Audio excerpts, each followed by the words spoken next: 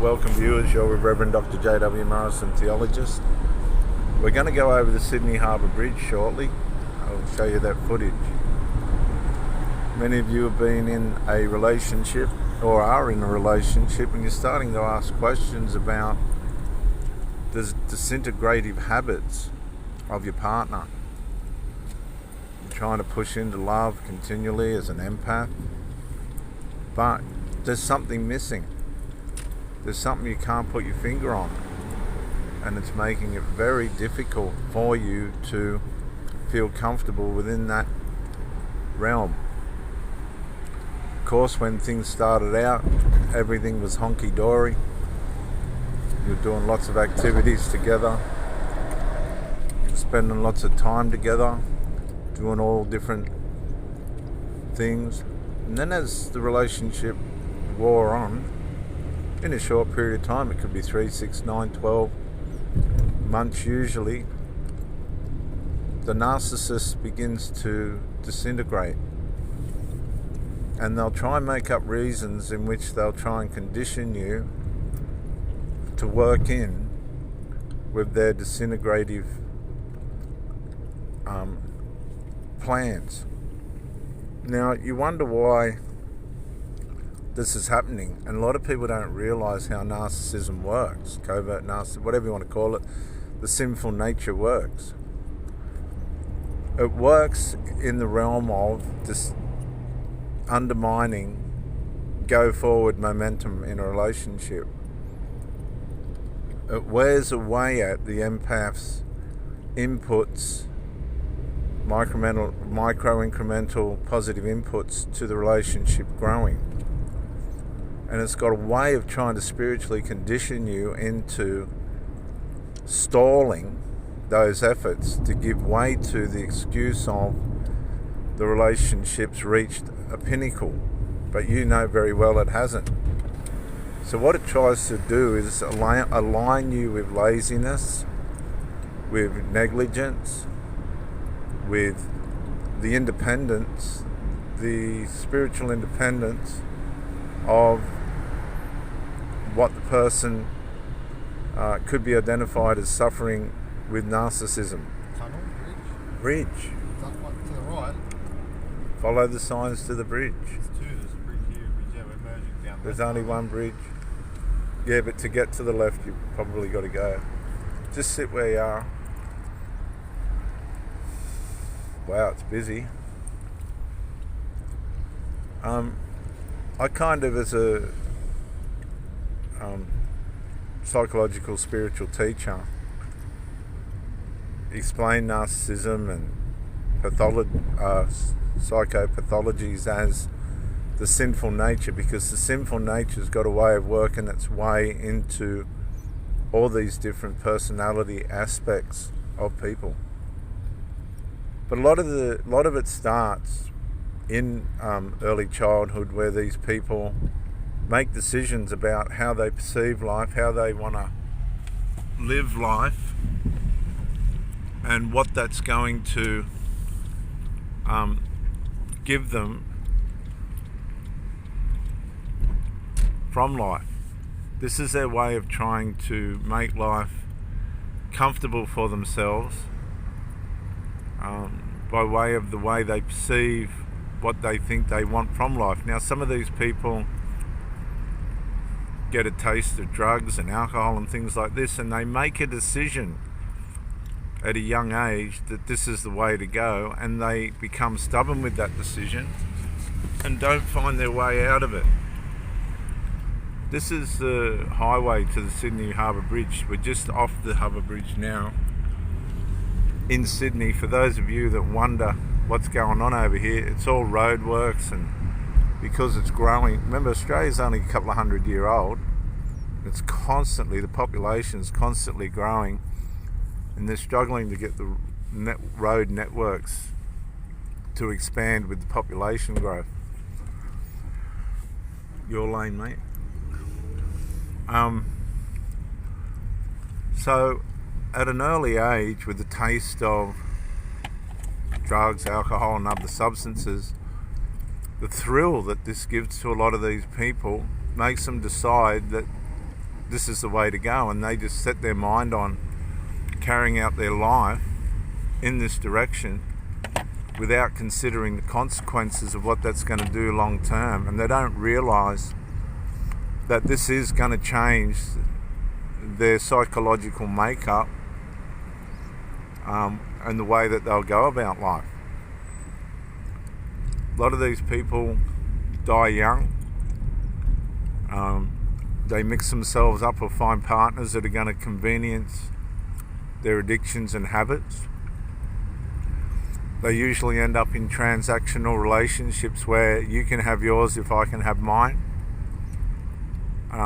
With that comes a lot of sexual depravity and sexual carelessness and recklessness, which again adds to the disintegration of the psychology within these people.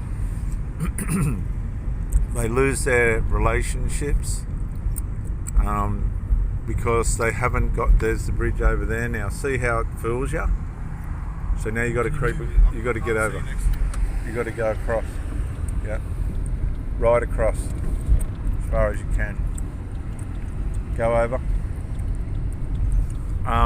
That sucks how they make you go over and then back. But anyway. Going again? Yeah, follow him. There's Sydney as we come in.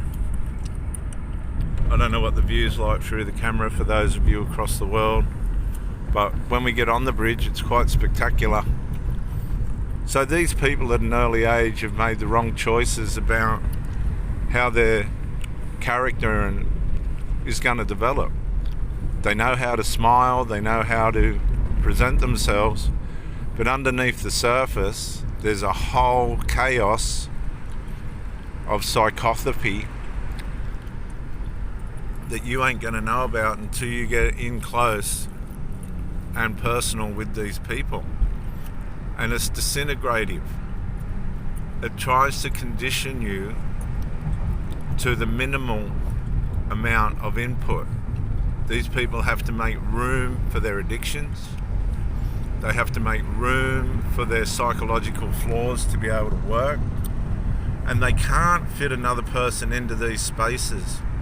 And so you start to ask yourself, why are there emotional voids and physical voids in this relationship that I'm trying to have with this person? Now we're approaching the Harbour Bridge now.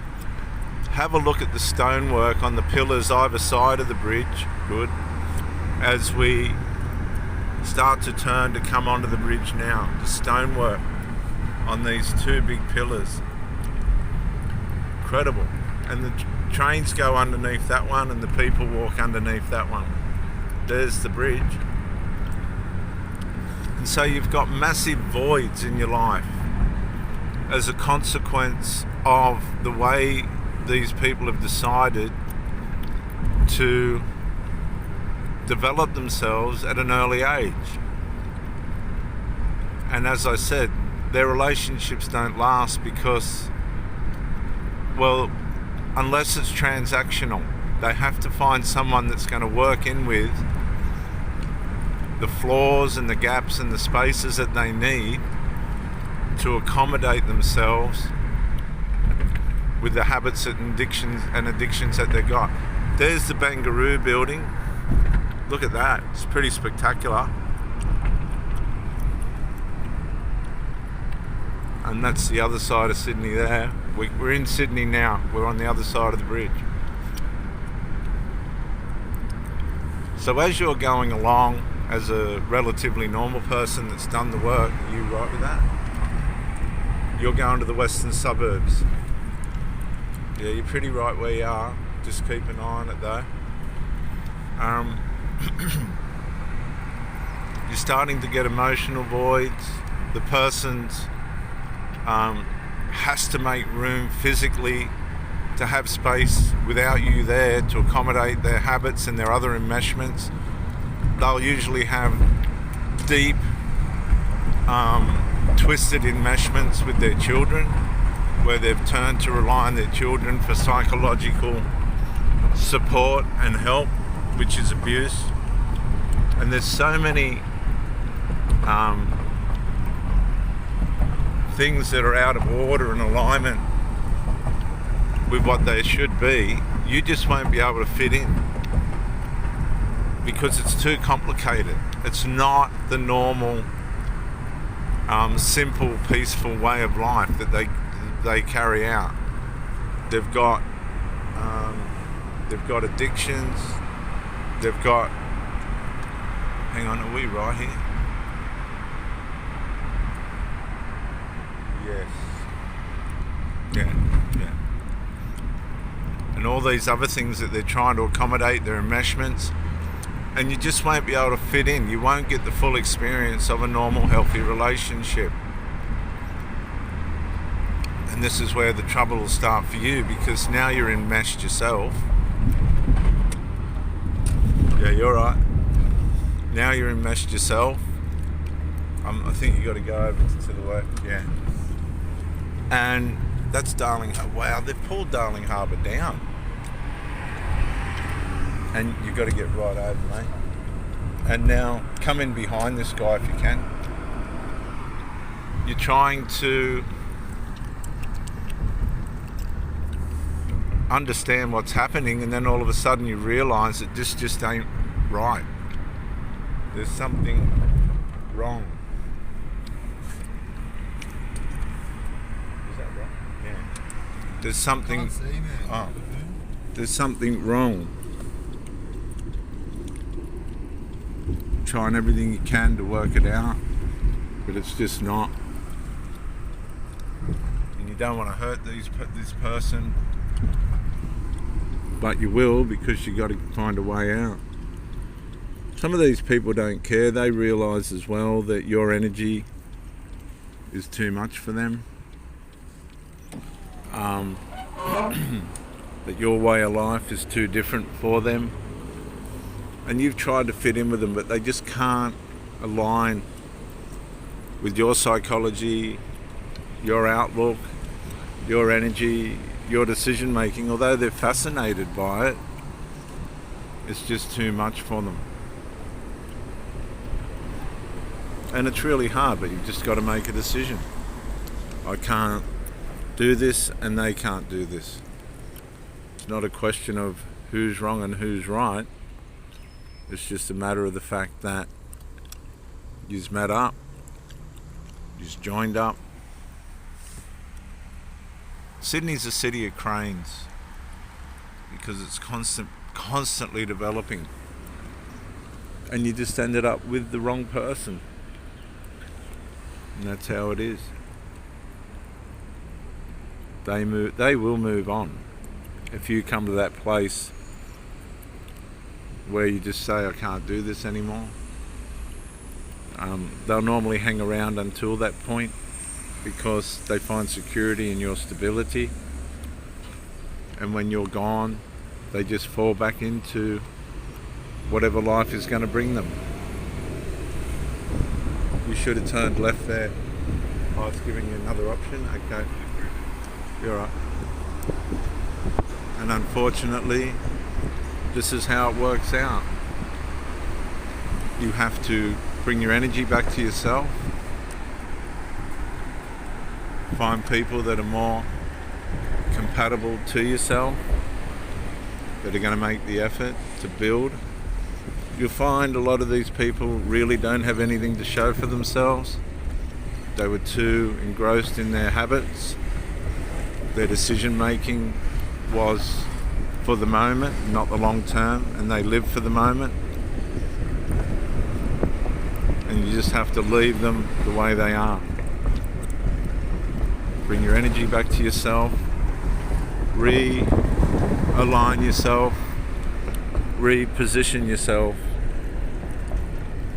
back into the direction you need to go. Allow yourself to heal.